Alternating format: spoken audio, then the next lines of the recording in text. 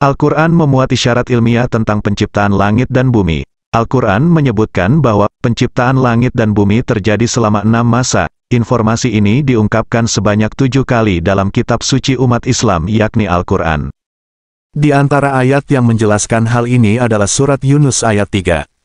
Allah Subhanahu wa Ta'ala berfirman, "Sesungguhnya Tuhanmu adalah Allah yang menciptakan langit dan bumi dalam 6 masa. Kemudian dia bersemayam di atas arasy, seraya mengatur segala urusan. Tidak ada seorang pun pemberi syafaat, kecuali setelah mendapat izinnya. Itulah Allah, Tuhanmu. Maka, sembahlah dia. Apakah kamu tidak mengambil pelajaran?" Quran Surat Yunus ayat 3. Dalam ayat itu, Allah Subhanahu wa Ta'ala menegaskan bahwa dialah yang menciptakan langit dan bumi dalam 6 hari. Hari yang dimaksud sebagai rentang waktu penciptaan, bukan seperti hari sehari 24 jam yang dipahami manusia saat ini, yaitu hari sesudah terciptanya langit dan bumi. Maka yang dimaksud dengan hari pada surat Yunus ayat 3 adalah masa sebelum itu. Hari atau masa yang disebut dalam ayat ini, dalam tuntunan agama, hanya Allah Subhanahu wa Ta'ala saja yang mengetahui berapa lamanya. Dalam Al-Quran, terdapat beberapa informasi tentang masalah hari ini. Ada ayat yang menyebut bahwa, satu hari di sisi Allah Subhanahu wa Ta'ala, sama dengan 1000 tahun dalam hitungan manusia. Allah Subhanahu wa Ta'ala berfirman, "Sesungguhnya sehari di sisi Tuhanmu adalah seperti 1000 tahun menurut perhitunganmu." Quran Surat Al-Hajj ayat 47. Pada ayat lain dijelaskan bahwa satu hari itu sama dengan 50.000 tahun dalam hitungan manusia. Allah Subhanahu wa Ta'ala berfirman, "Para malaikat dan ruh naik kepadanya dalam sehari yang kadarnya 50.000 tahun." Quran Surat Al-Ma'arij ayat 4.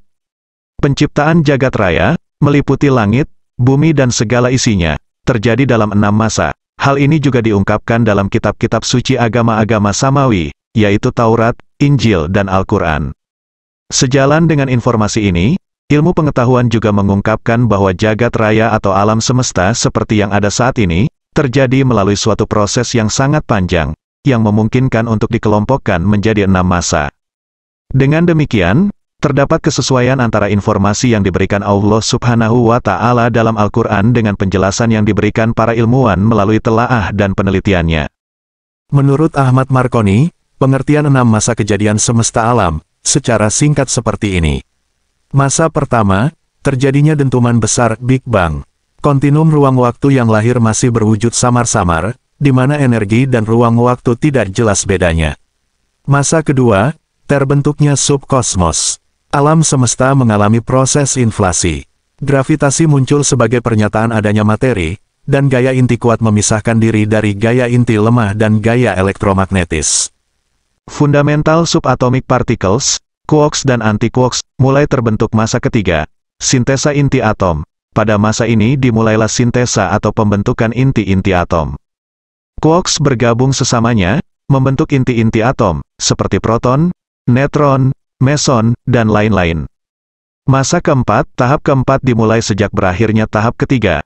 Dalam tahap ini ada kemungkinan terjadinya pengelompokan-pengelompokan materi fundamental. Elektron mulai terbentuk, namun masih dalam keadaan bebas, dan belum terikat oleh inti atom. Masa kelima, terbentuknya atom-atom yang stabil. Artinya, elektron-elektron mulai terikat oleh inti-inti atom, dan terjadilah atom-atom yang stabil di jagat raya ini, terjadi pemisahan materi dan radiasi, sehingga alam semesta menjadi tembus cahaya. Protogalaksi mulai terbentuk. Masa keenam, terbentuknya galaksi, bintang, tata surya dan planet.